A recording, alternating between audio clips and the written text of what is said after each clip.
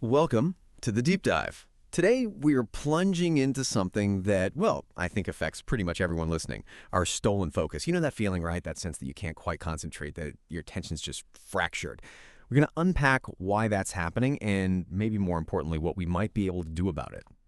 Our guide today is largely the work of journalist Johann Hari. He kicks things off with this really vivid story. He'd promised his godson Adam a trip to Graceland for years. But when the time came, he felt this dread because both he and Adam were just constantly glued to their phones. So the rule for the trip, phones off, except maybe at night. But at Graceland, the reality was pretty frustrating. People everywhere, Adam included, still staring at screens. Some were even like swiping through photos of the jungle room on iPads in the mansion instead of just looking around. Hari's anger at Adam pretty quickly turned inward. He realized he was losing that ability to just be present. And that personal moment, it's such a perfect mirror for this bigger societal thing, isn't it? Professor Joel Nigg, who's a top expert on kids' attention issues, he draws this really powerful comparison to obesity. 50 years back, obesity was rare. Now, it's everywhere, not because we all suddenly got greedier, but because the environment changed the food we eat, how our cities are built. Nigg says our attention problems are like that, a kind of social epidemic driven by huge shifts in our world, not just, individual willpower failing. And realizing this is what actually sent Hari on this massive journey, like 30,000 miles, talking to over 250 experts. Okay, so let's start digging into why. First up, this whole idea of multitasking. Harry actually tried this experiment. He bought a phone, like a basic one that couldn't get online at all, for 3 months. And the reactions he got, people were just baffled, confused, almost panicked at the idea of being completely offline. Like, why would you want that? Yeah, and that confusion makes perfect sense when you hear what neuroscientists like Professor Earl Miller found. Get this. The human brain can basically only handle one or maybe two conscious thoughts at the same time.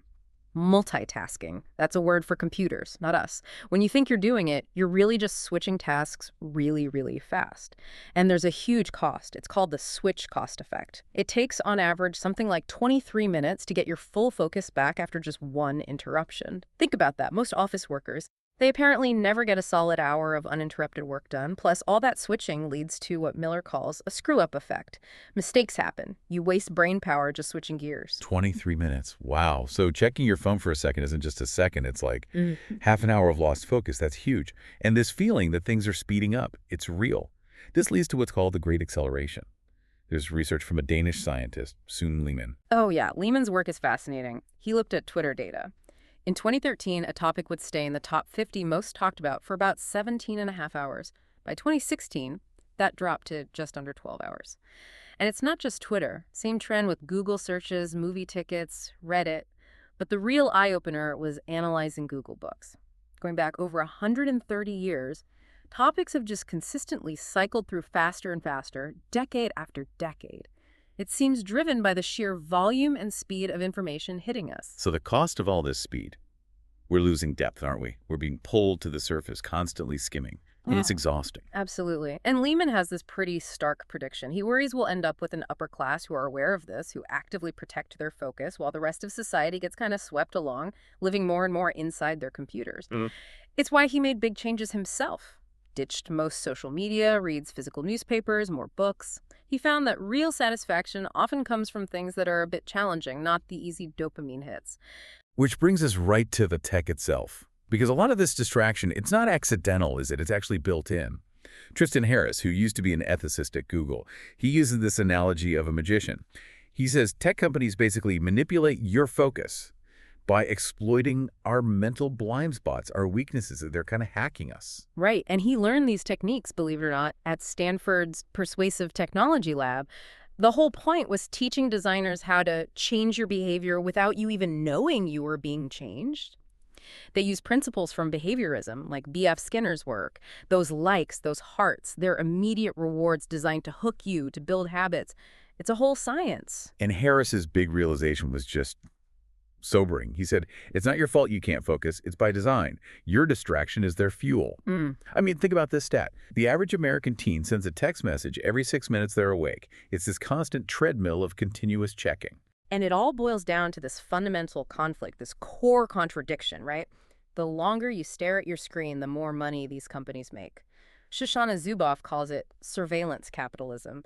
These free services, Google Maps, Alexa, whatever, they're gathering data constantly, building this detailed digital profile like a voodoo doll they can use to predict and nudge your behavior. That's why you don't see features like, say, a simple button on Facebook to easily meet up with friends nearby. Why?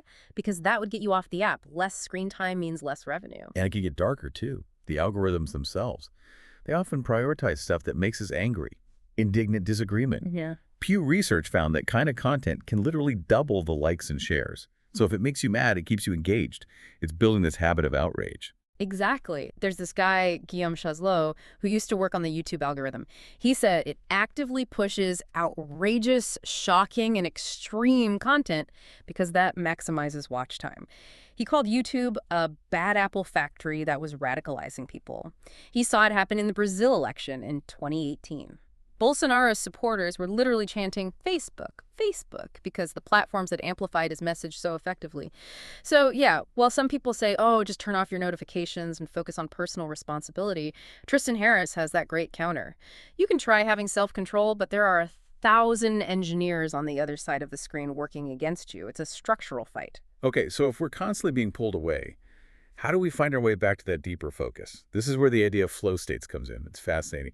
Mihaly Csikszentmihalyi, the psychologist who developed the concept, he had this incredible backstory, fleeing bombs in World War II as a kid, finding refuge in challenging activities like mountaineering with the Scouts. Yeah, his work was kind of a reaction against that dominant behaviorism of Skinner, programming pigeons to play ping pong with rewards. Mihaly wanted to understand deeper human motivation, so he studied artists, climbers, chess players, people doing things they loved, and he found this state, flow, where you're so absorbed you lose track of time, even your sense of self. Something like 85% of people say flow experiences are the highlights of their lives. And he found there are conditions for it, right? Yeah. You need a clear goal. It has to be meaningful to you, like a frog focuses on a fly, not just any old stone passing by. And crucially, the activity needs to be right at the edge of your abilities. Challenging, but not overwhelming. Hari describes finding this state while writing in Provincetown. He called it a loss of ego, a loss of time, feeling like he was growing into something bigger. Okay. And that experience really hit home for him. Recovering attention isn't just about cutting out the bad stuff. You have to actively replace it with things that can pull you into flow. It's not just escaping distraction, it's finding something compelling. Exactly. Finding your flow might be the most powerful way out of the distraction cycle. But it's not just the digital world, is it? Our basic physical needs are also under attack, and that directly hits our focus. Let's talk about sleep first. Hari had this amazing experience in Provincetown where, for the first time since he was a kid, he started sleeping naturally, waking up refreshed without needing melatonin or anything. It's huge. Research by Dr. Charles Cheisler shows sleep isn't passive rest. It's when your brain actively cleans itself, gets rid of metabolic waste, brain cell poop, as Hari puts it. And work by Roxanne Pritchard shows even small amounts of sleep loss add up fast. Being awake for just 18, 19 hours. That impairs you as much as being legally drunk. Around 40% of us are apparently living on the edge of sleep deprivation constantly. And Cheisler makes this chilling point. If everyone suddenly got enough sleep, he says, it would be an earthquake for our economic system. Yeah. Because our economy has kind of become dependent on us being tired, not paying attention. Our attention failures are just collateral damage. A decline in sleep alone is proof enough of an attention crisis. Wow. Okay, then there's food. Hari talks about visiting his grandparents in Switzerland as a kid. They grew their own food, ate fresh meals. It was a total shock compared to his diet of, processed stuff back home. Right. Nutritionist Dale Pinnock has this great analogy. Eating modern processed food, sugary cereals, white bread is like putting shampoo into a car engine. Get these massive energy spikes, then crashes. And that directly messes with your ability to focus. And again, it's structural. You try to eat healthy, but there's this whole industry with expert marketers trying to get you to buy the processed stuff instead. It's designed to feed profits, not necessarily brain health. And then there's this stuff we don't even see, pollution. Yeah, this one's scary. Professor Barbara Domenik says flat out, there is no way we can have a normal brain today because of the pollutants all around us. Professor Barbara Marr's work shows how air pollution actually inflames the brain. It can lead to aggression, lack of control, attention problems. Historically, think about lead in gasoline. It caused a huge spike in ADHD-like symptoms in kids. And what did the industry do? They blamed mothers, called them bad parents. Today, it's things like pesticides, chemicals in plastics, flame retardants. They're all impacting brain development, often silently. It's like this invisible chemical assault on our ability to think clearly. Okay, one more major area. Yeah. Childhood itself, how kids grow up. Hari paints this picture of kids playing freely, totally unsupervised, in a village in Colombia. Contrast that with the US or UK now. Only about 10% of kids regularly play freely outdoors. Childhood is moved indoors, it's scheduled, supervised, or spent on screens. And the loss is immense. Remember Lenore Skenazy, dubbed America's worst mom, because she let her 9-year-old ride the subway alone in New York. The irony is, actual violent crime against kids is way down compared to decades ago. Kids are statistically much safer from strangers than we think, but parental fear is through the roof. And psychologists like Peter Gray and Isabel Benke, they stress how vital that free, unstructured play is. It's where kids learn negotiation, problem-solving, creativity, intrinsic motivation, basically, how to navigate life. When schools cut recess and unstructured time, they're making a huge mistake. They're actually hindering the development of adaptable, focused minds. Which is why things like the Let Grow program sound so important. They basically make independent, unsupervised activities part of homework. Yeah. And you see these kids blossom, like one boy, LB, who built this amazing amphibious wagon. His focus and confidence soared. Even his reading improved because he was motivated by his own project. And look at Finland. Their education system is world-renowned, but kids don't start formal school till age 7. Minimal homework, few tests. And crucially, they legally have to get 15 minutes of free play for every 45 minutes of class. The result: Finland has one of the lowest ADHD diagnosis rates globally, like 0.1%. And they're consistently ranked among the most literate and happiest populations. It really drives home the point.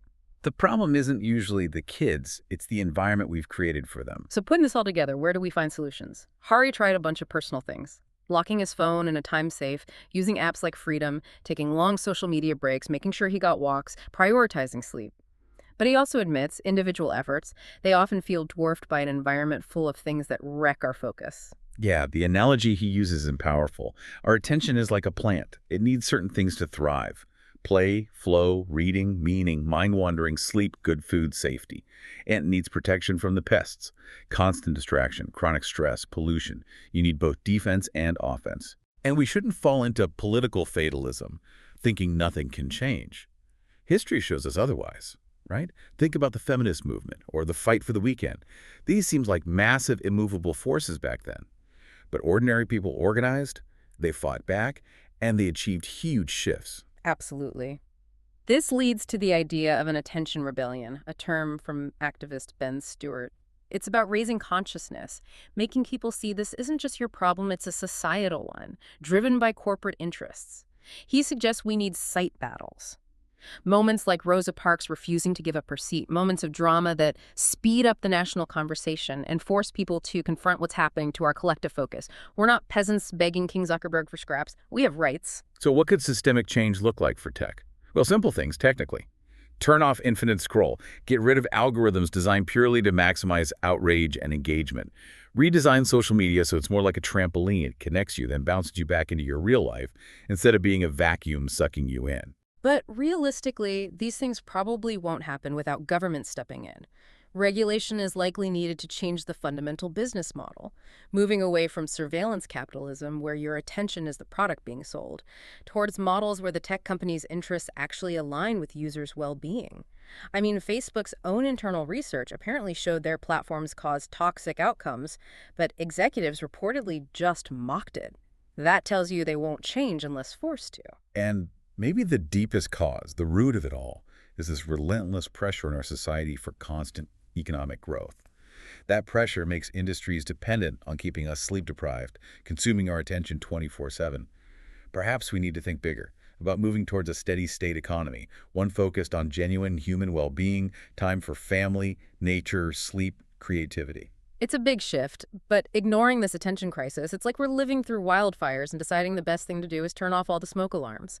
This crisis is human-made, and that means it can be unmade by us. So this deep dive has shown us our focus, our ability to think deeply.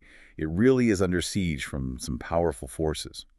But the good news is we can fight back. both as individuals and, crucially, together.